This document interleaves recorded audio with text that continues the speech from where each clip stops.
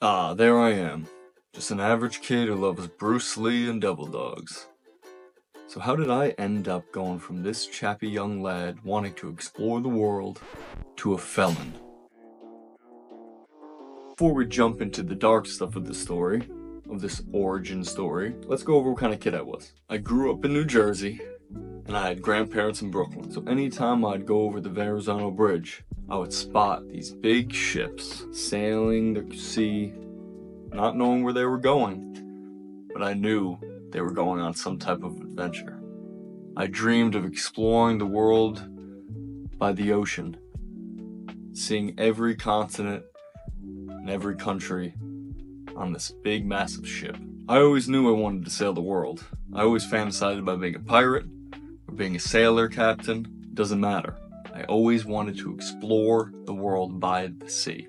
Skip a few years, graduating high school. After a nice long trip with my buddy in Puerto Rico, where I got to learn about the side effects of drinking a whole lot of Bacardi, I made the quote-unquote wise decision to go to college. Now, I went to college with no idea what I wanted to do, because the college I chose to go to, it was, at the time, the #1 party school in the country. And that school was West Virginia University. What drew me to this school was just that, the #1 party school in the country. I wanted to experience the life of running through frat houses, jumping through the hoops with any type of girl that would step my way, and just seeing what the night would bring. Cops handing out tickets left and right to drunk kids walking the streets. I loved it. I loved my first year there. Met all great people, had some of the best times of my life at WVU. For the 1 year I was there, I attended college for 1 year. During my first year, I still had the dream of getting on a ship and traveling the sea. I realized I was at this college strictly to party. I wasn't attending my classes. I wasn't outside of partying, drinking, and with my friends. I wasn't enjoying myself. Going to school wasn't meant for me whatsoever. So I often fantasized about dropping out, getting on a ship. I don't know where. I was thinking about a sailboat. I didn't know where to go. I didn't know at the time what the merchant marine was. Come to the beginning of my second year. Now, this is when it all changes. Now, for a time period, I said it all went downhill. But looking back at it, I do believe it set me on the right path.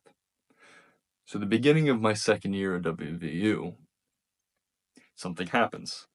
I get into a lot of trouble. I got into a fight at school. Now, lots of times, they kind of get brushed under the table. But this one did not. I had to go to court multiple times for this incident. I had to hire a lawyer to get it all settled down, but it never settled down.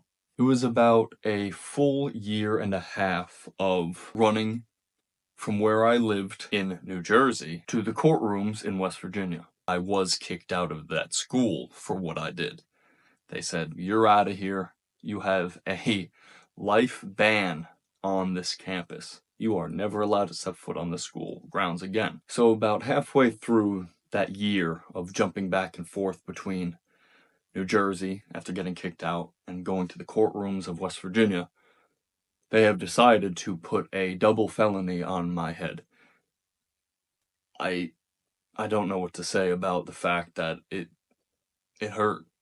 It definitely was a rough time. I was probably at one of the lowest moments of my life.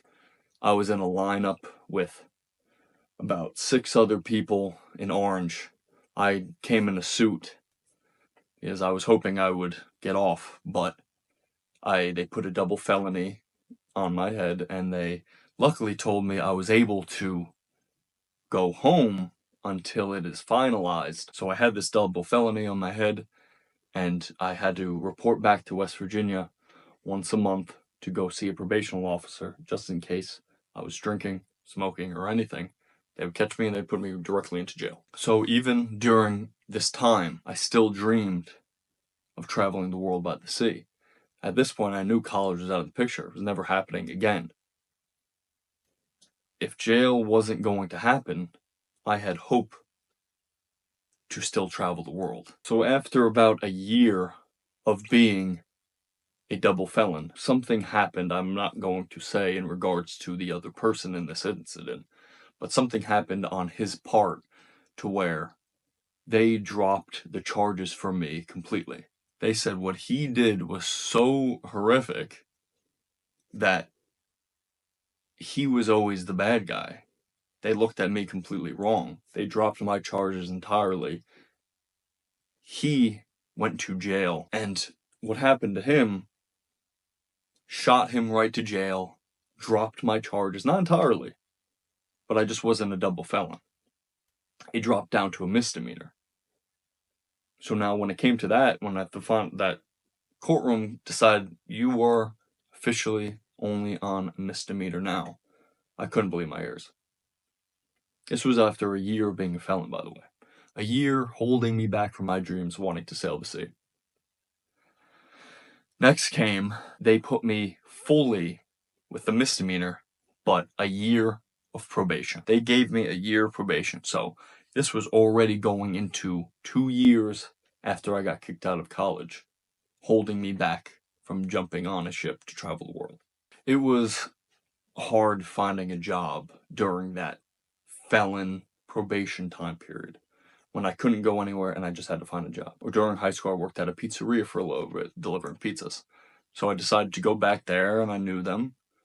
And they must have heard through the grapevine what was going on in my situation, and they didn't allow to hire me. They didn't want to hire me.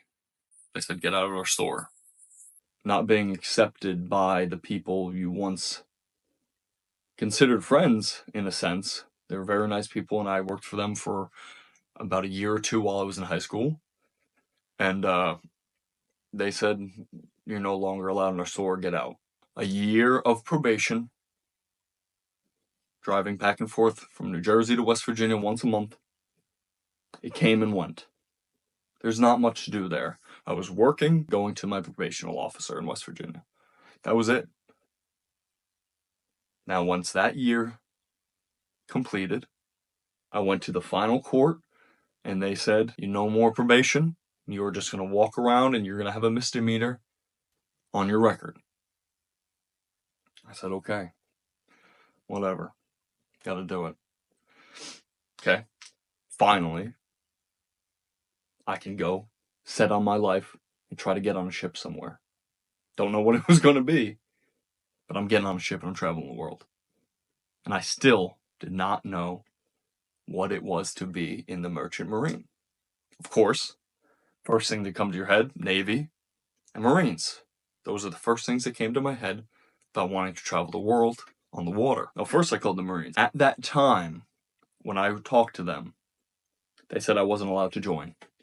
And they didn't even see my record. They didn't let me join because I had a tattoo that passed a certain point on my wrist. I don't think they do that anymore. I think you're allowed to join the Marines with full tats, but back then they said I couldn't. And then I had a Navy recruiter come to my house. This Navy recruiter was a great guy. He said, yeah, you're good to go. You can do all this, this, and that, and you'll get on a ship and get ready to go. About 2 days after I talked to that Navy recruiter, I knew I was going to go into the process of joining the Navy very shortly. So I wanted to go visit my grandparents. I went back over that Verrazano Bridge, looking at those ships again, and thinking to myself, man, I don't know what those are. I want to know what those are, but I know they're not Navy ships. Something in my brain was saying those aren't Navy ships. These things you've been looking at since you were a child, they aren't Navy ships. So I met up with my grandfather. We went out to lunch. We had one of his friends join us. His name was Bill. He was an old man. He had an eye patch. And we went out. We got Burger King breakfast. And they bought the breakfast with coupons that they got out of the morning paper. And on the drive, they were chatting. And I was just sitting in the backseat looking out the window. And I heard him say, when I sailed as a merchant mariner, an electrician on a ship, I went to this country and this country, and I said, wait, what did you just say? You were a what? You got to go here and here working as a what? He said, I was in the merchant marine. I worked on those ships that you see. Ships like that you see right over there in the bay. And I couldn't believe it. I couldn't believe it took me this long. I don't know what was going on. I couldn't believe it took me this long to find out what it was. It took me 15 years to find out what I was with. It's like I didn't even know what fucking Google was. I don't know. But it took me a long ass time to finally hear those words, merchant marine. And I heard it from Bill. Bill has passed away, and I do want to thank him for giving this opportunity to me when I was at a very low point in my life, where I was at the verge of prison or jail, and I was at a very low personal point. I was drinking a lot. I wasn't living to the fullest I thought I needed to live. But Bill showed me this thing that I've been looking for ever since I was a child. And he told me what it was, and he said, if this is what you wanted to do, you always thought about doing this, go do it. Why you join the Navy if you want to be a merchant marine? If you want to be in the merchant marine, you want to be a merchant mariner. And I said, shit. You're probably right, buddy. So, I didn't go to the Navy recruiter's office. I went straight to the computer, and I did my research on how to be merchant marine. In this process of finding out what it means to join the merchant marine, about a week or two later, COVID hit.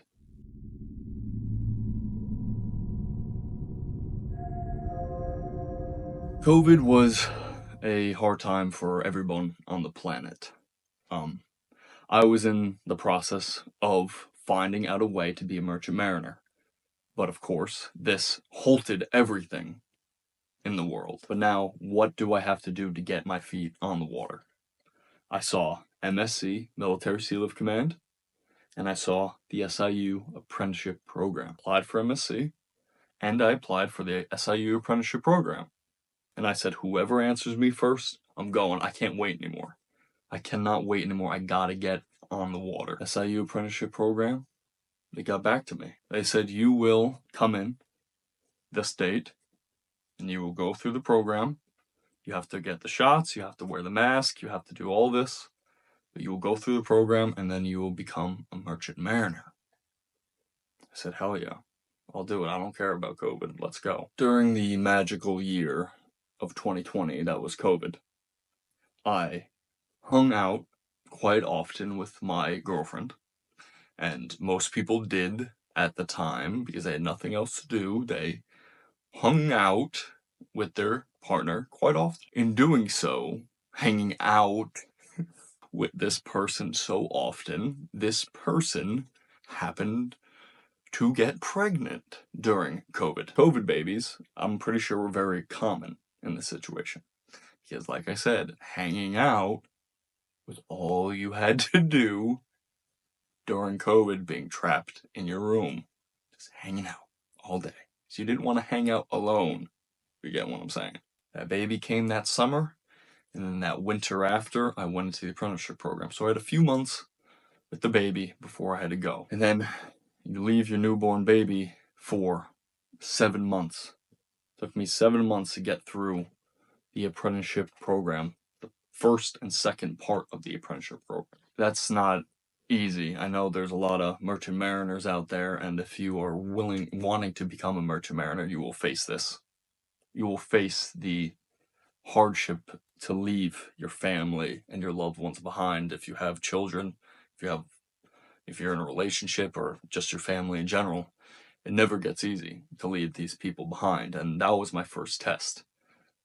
The hardest part about the apprenticeship program and being a merchant mariner is leaving these people behind for long periods of time.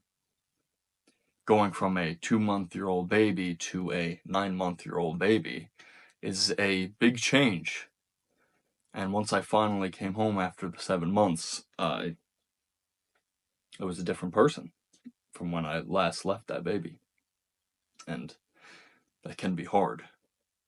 But it is a sacrifice you have to make as a merchant mariner if the sea calls you that strongly. If you find the passion and the love for the sea like I do, you have to find a balance between those two lives. The life of the sea and the life on land with your family. It is always hard for them to watch me go, and it is always hard for me to walk out the door. But going out there is helping me, my dream, and also the money I make is helping to support and raise this child. So it works out at the end. And you just need someone who is strong enough to stay with you through this. Luckily, I had someone who went with me through me being a felon, me being on probation and jobless, me being on the sea for 7 months at a time, and she never ended up screwing the pool boy, hopefully. My journey to become a merchant mariner was not easy. Lots of ups and downs of getting completely lost along the way and going to college to getting kicked out of that college, becoming a felon, going on probation, spending a year stuck in my house due to COVID, having children along the way, which was the greatest thing that has ever happened to me, by the way. It has been a bumpy road, but I have learned a lot, and I'm hoping sharing this with you is showing you that no matter what happens in your life, you can do what you want to do. You can follow those dreams. I've dreamt since I was a little boy of sailing the sea, of exploring the world. Now I get to do that as a career. Not many people can say that they are on the path to their dreams. I can say I am on that path. I have not succeeded in every single dream that I have ever wished of, but I will. I will succeed in everything I've ever wanted in this world. And I hope you do too. There's no obstacle that will stop you if you have hope and you continue to be who you want to be, who you're meant to be. So, I hope you learned something from this video. And if you want to see my time at the SIU apprenticeship program, I have a video on my channel you can watch. If you want to learn some easy ways to become a merchant mariner, I also have a video for that on my channel. And if you just simply want to watch my last video, here it is, check it out. Thank you for listening. Sail on.